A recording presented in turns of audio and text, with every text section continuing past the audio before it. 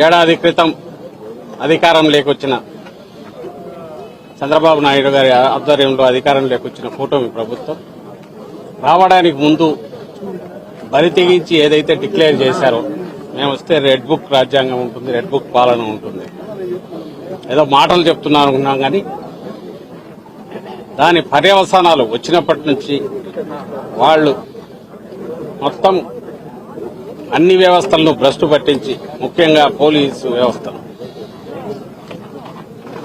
Red book రాజ్యాంగం అంటే ఎట్లుంటుంది, ఒక ప్రజాస్వామ్య దేశంలో ఒక రాష్ట్రంలో ఎట్లా ఇంప్లిమెంట్ చేయగలరు అనేది వరుస పెట్టి తప్పుడు కేసులు పెట్టడం ద్వారా ఆచరణలో చూపిస్తూ వచ్చారు.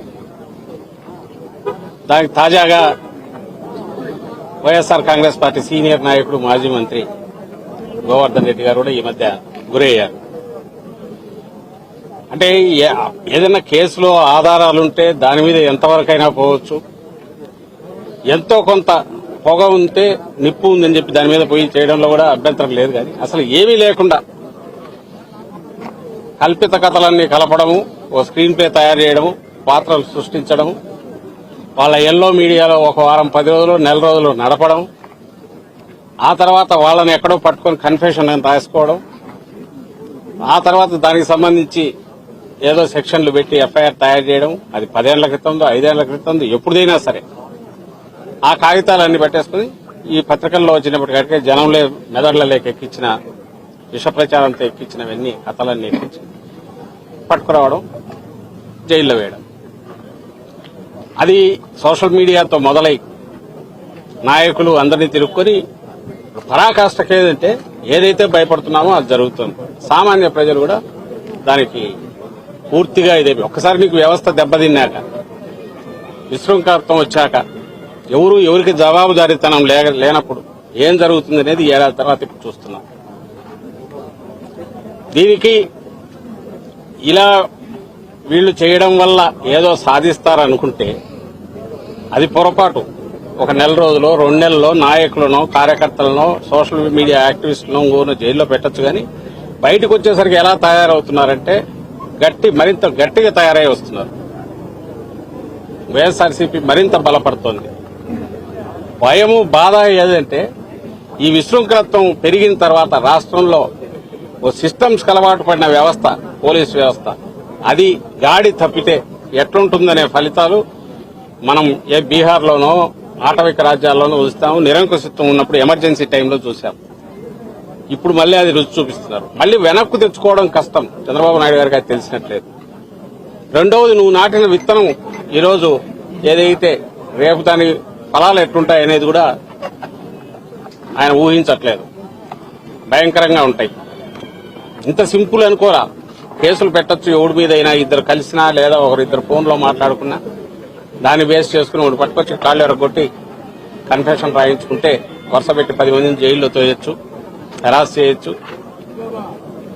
ఏదంటే అది స్థానిక సంస్థల ఎన్నికల్లో చూశాం, ఈ మధ్య జరిగిన ఉప ఎన్నికల్లో, నిన్నటికి నిన్న తెనాలిలో చూశాం.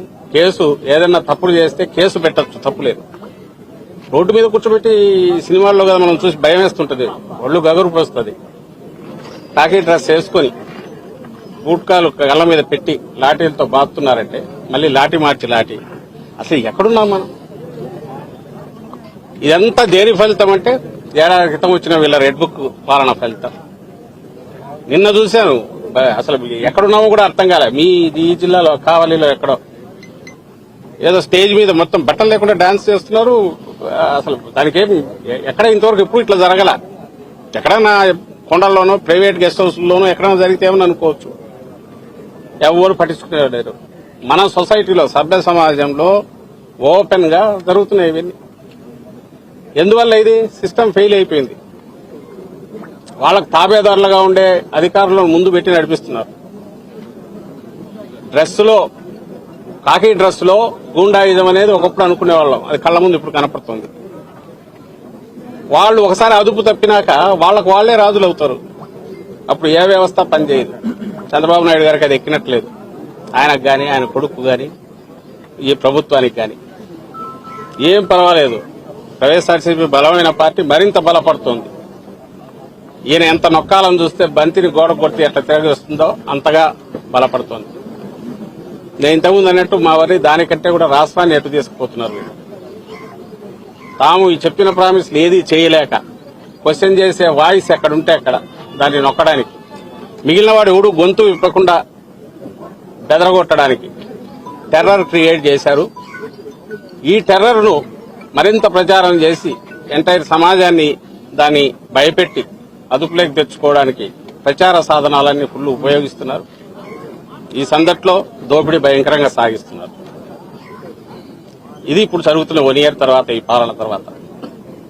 ఈరోజు కాకాని గోవర్ధన్ రెడ్డి గారు గట్టిగా గొంతు వినిపించే నాయకుడు. ఆయన మీద గురి పెట్టినప్పుడే అనుకున్నాం, ఆయన మాట్లాడుతున్నారు అన్నప్పుడే ఈయన మీద గురి పెడతారని. సీనియర్ నాయకులు ఎవరుంటే వాళ్ళ మీద గురి పెడుతున్నారు. తద్వారా ఏ రకంగా అయినా సరే పార్టీని బలహీనం చేయాలి, ప్రతిపక్షం అనేది లేకుండా చేయాలని చూస్తున్నారు. అది అసాధ్యం. అందులో వైఎస్ఆర్సీపీ లాంటి పార్టీని, జగన్మోహన్ రెడ్డి గారి లాంటి నాయకుడు, అంత పట్టుదల కలిగిన పటిమ ఉన్న నాయకుడిని వాళ్ళు ఏం చేయలేరు. దానివల్ల ఏమవుతుందంటే పార్టీ మరింత బలపడుతుంది. థ్యాంక్స్ టు చంద్రబాబు నాయుడు గారు. 2 నెలలు అందరం పోవచ్చు, వాళ్ళు ఎవరి మీద అందరి మీద కేసులు ఉన్నాయి, ఎప్పుడైనా పోవచ్చు, అంతకుమించి చేసుకోగలిగేది ఏం లేదు. కానీ తనకు రాజకీయంగా ఇంకా పూర్తిగా ఉనికి లేకుండా చేయాలని ప్రజలు ఇప్పటికే ఏడాది తిరగక ఉంది. ఇది కూడా ఏ చరిత్రలో ఏ పార్టీకి ఇంత బలంగా ఫలితాలు తెచ్చుకొని విజయం సాధించిన ఆ కూటమి లేదా ఆ పార్టీకి ఇంత త్వరగా అయితే జనం ఆల్రెడీ దానికి పాడగట్టాలని డిసైడ్ చేసుకున్నారు. ఈ పాలనకు అనేది 1 year తర్వాతనే బయటికి రావడం అనేది బహుశా ఏ చరిత్రలో ఉండదు, ఇక్కడ జరుగుతుంది. దీని ఫలితాలు రాను రాను భయంకరంగా ఉంటాయి. ఇప్పటికైనా రియలైజ్ అయ్యి సిస్టమ్స్ గాడిలో తెచ్చుకోకపోతే ఆ తర్వాత దాన్ని మళ్లీ గాడిలోకి తీసుకురావడం అసాధ్యమైన విషయం ఆయన గుర్తించాలని ఆశిస్తున్నాం. గుర్తించకపోతే ఆయన కర్మ. వచ్చే కాలంలో ఎట్లుంటాయి ఫలితాలంటే ఇంకా భయంకరంగా ఉంటాయి. ఈ విషయం కూడా ఆల్రెడీ చెప్తూనే ఉన్నాం. ఎప్పటికైనా రియలైజేషన్ వస్తుందని రావాలని ఆ దేవుణ్ణి కోరుకుంటున్నాం. Thank you sir. ముఖ్యంగా రాష్ట్రంలో మొత్తం రెడ్ బుక్ రాజ్యాంగం నడుస్తుంది, ప్రజాస్వామ్యంలో ఆ రాజ్యాంగం లేదని చెప్పి అందరూ అంటున్నారు. అదే క్రమంలో ఎన్ని జరుగుతున్నాయి అనుకోవచ్చా? నేను అదే అంటున్నా కదా, ప్రకటించినారు. అది కూడా ఏదో పాలన లేకొచ్చినా చేయడం కదా. మళ్లీ చెప్తున్నా, వైఎస్ఆర్సీపీ హయాంలో మీరు ఏ కేసులు అన్నా చూడండి, మా హయాంలో, జగన్మోహన్ రెడ్డి గారి హయాంలో ఖచ్చితంగా ఇంక్లూడింగ్ చంద్రబాబు నాయుడు గారిని అరెస్ట్ చేసిన. ఇట్లా చేయాలంటే ఆయన వచ్చిన 3 నెలలకు వేసిండొచ్చు చంద్రబాబు నాయుడు గారిని, జగన్మోహన్ రెడ్డి గారు అనుకోండి. ఎందుకంటే కేసులు ఉన్నాయి. అయితే ఇన్వెస్టిగేషన్ జరగాలి, ఆధారాలు దొరకాలి, ఉండాలి. ఆధారాలు ఉన్నాయి. మేం కాదు, సెంట్రల్ గవర్నమెంట్ పెట్టిన కేసులు ఉన్నాయి, ఇన్కమ్ ట్యాక్స్ డిపార్ట్మెంట్, జీఎస్టీ వాళ్ళు పెట్టిన కేసులు ఉన్నాయి. అలాగే మిగిలిన అచ్చెన్నాయుడు మీద పెట్టిన, అంగోడి మీద పెట్టిన ఉంది రికార్డులో. వాళ్ళ సంతకాలు, వాళ్ళవో ఆ స్కామ్ జరిగిందంటే దాంట్లో ఇన్వాల్వ్మెంట్ ఉండడము ఉన్నాయి. ఇట్లా అయితే అసలు ఏమీ ఉండదు. ఏ కేసుకు సంబంధించిన ఆరోపణలు ఉండవు, తయారవుతుంది. లేదా 10 ఏళ్ల క్రితం ఏదో ఉంటది. ఆ 10 ఏళ్ల క్రితం ఎవడో ఎక్కడో ఏదో అన్నాడని తెచ్చి పోసాని కృష్ణమూర్తి లాంటి వాళ్ళతో అది కూడా పెట్టినారు సినిమా ఆర్టిస్ట్ మీద.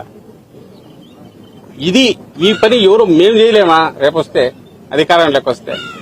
ఇప్పుడు అదేదో ఒక నటి ఆమె కేసు, పోలీస్ ఇన్వెస్టిగేషన్ అయిపోయి ఆ కేసు ఉండగానే ఆమె కంప్లైంట్ తీసుకొని ఇంకొక కేసు బుక్ చేసి ఆల్రెడీ ఒక ఐపీఎస్ అతను రిటైర్డ్ అతను ఇదే అయిపోయాడు. ఇప్పుడు డీజీ స్థాయి అధికారి జైల్లో ఉన్నాడు. నిన్న బెయిల్ వచ్చింది.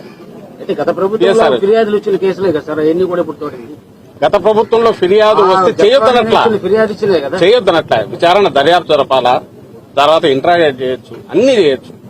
ఆధారాలు లేకుండా కన్ఫెషన్ అనే పేరుతో ఎవరో వచ్చి ఇదిగో నేను ఇట్లా అన్నాడు అనగానే ఎత్తి జైల్లో పడేయడం ఎట్లా అది కరెక్ట్ అవుతుందా?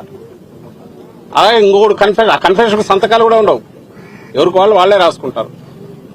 అది ఎవరైనా చంద్రబాబు నాయుడు గారి డైరెక్షన్ మీద ఈ పని చేశానని రేపు వస్తే చంద్రబాబు నాయుడు గారిని చేయొచ్చా? ఈ క్వశ్చన్ అందరికీ అప్లై అవుతుంది. కాకాని గోవర్ధన్ రెడ్డి మీద పెట్టిన కేసు ఏ సెక్షన్ తర్వాత ఎట్లా సెక్షన్లు యాడ్ చేశారు తెలియదు. మళ్ళీ వచ్చే ఉన్నట్టుంది ఎస్సీ ఎస్టీ కేసు, లేదా ఎక్స్ప్లోజివ్స్ కేసు ముందు లేదు. మైన్స్ అండ్ మినరల్స్ యాక్ట్ కింద అసలు అవన్నీ బెయిలబుల్ సెక్షన్స్ పెట్టిన, అసలు వాటికి అసలు అరెస్ట్ అనేది ఉండదు. పెనాల్టీలు వేస్తే వేయాలి తప్ప అరెస్ట్ లేవు. కాబట్టి వాళ్ళు రియలైజ్ అయినారు, ఓహో ఇది నిలబడదు అనుకున్నారు. దాని తర్వాత మళ్ళీ ఇది తెచ్చి చేర్చారు. ఇది ఎవడైనా తిట్టాడని పెట్టొచ్చు, పెట్టేసి ఇమీడియట్ దానికి సంబంధించి కేసు తయారు చేసి పెట్టొచ్చు. మేజిస్ట్రేట్ దగ్గరికి పోతే మేజిస్ట్రేట్ 14 ఒకసారి పోయినా ఇంకొక కేసు కరెక్ట్ పీటీఆర్ 13వ రోజు వంశీ విషయంలో గమనిస్తున్నాం. 13 రోజులు కాగానే మళ్ళీ ఇంకోటి వస్తుంది, లేదా ఎక్స్టెన్షన్ గా పోలీస్ కస్టడీ. అది అయ్యేసరికి పీటీ వారెంట్, ఇంకొక కేసు పెట్టుకుంటా పోతుండొచ్చు. సో 90 రోజులు 100 రోజులు నేను నందిగం సురేష్ ఒకసారి 90 రోజులు దాటిపోయింది. ఇప్పుడు వీళ్ళ భార్య ఆయన భార్య పోయి కంప్లైంట్ ఇచ్చింది, అవతల వాడు వచ్చి ఇంటి మీద గొడవ వచ్చాడు, దాన్ని తీసుకోలేదు. ఇతను కొట్టాడని చెప్పి తప్పుడు కేసు పెట్టేసి ఎత్తిలో వేశారు. సాక్ష్యం లేదు. ఒకవేళ వాడు చెప్పకపోతే బలవంతంగానే చేయిస్తారు, సాక్ష్యం తీసుకుంటారు, దాంట్లో మళ్ళీ జైల్లో పంపారు. ఇంకా ఇవి నేరాలు అయితే అంటే ఇట్లా రాయించుకుని నేరాలు కథ రాసినట్టు పాత్రధారులను క్రియేట్ చేసి స్క్రిప్ట్ తో తయారు చేసి స్క్రీన్ ప్లేతో చేయడం మొదలు పెడితే ఇంకా అసలు మనల్ని ప్రొటెక్ట్ చేసుకోవడానికి ఉన్న కాన్స్టిట్యూషన్, మనం ప్రొటెక్ట్ చేసుకోవడానికి ఏర్పాటైన సిస్టమ్స్ అవే మనల్ని భక్షించడం మొదలు పెడితే, అవే మనల్ని ఇబ్బంది పెట్టడం మొదలు పెడితే ఇది ఇంకా డెమోక్రసీ ఏంటి? ఇక్కడ ఇంత ఎలక్టెడ్ గవర్నమెంట్లు ఎందుకు? అధికారులు కూడా వాళ్ళ కంట్రోల్లో వాళ్ళు ఉండరు. ఇది వరీసంగా ఉంది. సార్, ఇప్పుడు గత ప్రభుత్వం హయాంలో అక్రమ మైనింగ్ జరిగింది, 250 కోట్ల రూపాయలు పెనాల్టీలు కూడా వేశారని మీ పార్టీకి సంబంధించిన మాజీ మంత్రి ఒక సందర్భంలో మీడియా ముందు తెలియజేశారు. ఇది దాన్ని ఏ విధంగా చూడొచ్చు? అంటే అక్రమం జరిగింది, కాకాని గవర్నర్ అక్రమంగా అరెస్ట్ చేశారు, మరొక ఎంపీని అరెస్ట్ చేయలేదని కూడా ఆయన అన్నారు. అంటే అక్రమ మైనింగ్ జరిగిందని ఆయనే అన్నట్టుగా చెప్తున్నారు, మీడియా ముందు కూడా అన్నారు. మళ్ళీ చెప్తున్నాము, కేసులు పెట్టుకోవడంలో తప్పు లేదు, ఆధారాలు ఉంటే ఇన్వెస్టిగేట్ చేయడంలో తప్పు లేదు. వాటికి అరెస్ట్ అనేది ఎక్స్ట్రీమ్ లాస్ట్ స్టెప్ కింద ఉండాలి. ఎవడన్నా కోఆపరేట్ చేయడో ఇంకోటి అనుకుంటే, లేదా హైలీ ఇన్ఫ్లుయెన్షియల్, అట్లంటే చంద్రబాబు నాయుడు గారు హైయెస్ట్ ఇన్ఫ్లుయెన్షియల్ పొజిషన్ లో ఉన్నాడు. ఆయన మీద కేసులు ఆయన రివ్యూ చేసి నీరు కట్టడానికి ప్రయత్నం చేసుకుంటున్నాడు. అరెస్ట్ అయిన వ్యక్తి, లిక్కర్ కేసులో బెయిల్ మీద ఉన్న వ్యక్తి, ఆయన డిసైడ్ చేసుకుంటున్నాడు కేసు. అప్పుడు ఏదైనా దాని మీద నిజంగా డిసైడ్ చేయాలి.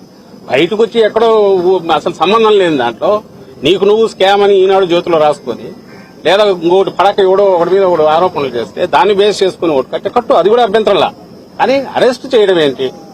అరెస్ట్ కాకుండా నువ్వు ఎంక్వైరీ చేయలేవా? చేయలేని పరిస్థితి ఉందా? అందరికి, మీకు మాకు అందరికీ తెలుసు, ఎంక్వైరీ చేయొచ్చు, 41 నోటీస్ ఇచ్చి పిలుచుకోవచ్చు, కూర్చోబెట్టి మాట్లాడుకోవచ్చు, అండ్ సాక్షులు ఎవరంటే వాళ్ళతో పిలిపి ఇవన్నీ చేయొచ్చు కదా. ఇంట్రాగేషన్ చేసుకోవచ్చు, ఇన్వెస్టిగేషన్ చేసుకోవచ్చు. ఇది ఎక్స్ట్రీమ్ స్టెప్ ఏది ఉందో దీన్ని చేయడానికి క్వశ్చన్ చేస్తున్నాం. ఆ ఎక్స్ట్రీమ్ స్టెప్ కు వెళ్లడానికి ముందు తతంగం నడిపేది ఫార్స్, అది కనపడుతుంది కళ్ళ ముందు, దాన్ని క్వశ్చన్ చేస్తున్నాం. సోషల్ మీడియా కేసులు అలాంటివి. ఎవరో ఏదో చెప్పారు, వాడెక్కడో ఏదో అన్నారని చెప్పి దాని మీద డైరెక్షన్ ఇచ్చి వరుస పెట్టి అందరినీ తీసుకొని వస్తున్నారు. ఇంకా వరుస పెట్టి 10 ఏళ్ల క్రితం దగ్గర